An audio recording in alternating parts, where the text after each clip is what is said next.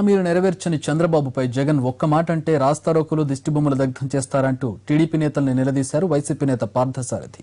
ముఖ్యమంత్రి చంద్రబాబు నాయుడు, ఆర్థిక మంత్రి యనమల రామకృష్ణుడు, మంత్రి అచ్చెన్నాయుడులపై మండిపడ్డారు. ఆయన పాలనను గాలికి వదిలేసి నంద్యాల ఉప ఎన్నికల ప్రచారంలో నిమగ్నమయ్యారంటూ విరుచుకుపడ్డారు పార్థసారథి. రైతు రుణమాఫీ అమలు చేయట్లేదని, రైతాంగం కష్టాల్లో ఉంటే కనీసం సమీక్షలు కూడా చేయట్లేదని ఆరోపించారు. మీరు ఈ రాష్ట్ర ఆర్థిక పరిస్థితిని చక్కదిద్దలేరు కానీ మీరు అక్కడ పరిస్థితి అంతా కూడా పక్కదో పట్టించడం కోసం మీరు జగన్మోహన్ రెడ్డి గారిని వ్యక్తిగతంగా మాట్లాడతారా? ఏదో ఒక చిన్న విషయాన్ని బట్టి రాస్తారోకోలు లేకపోతే దిష్టి బొమ్మలు చేస్తారా?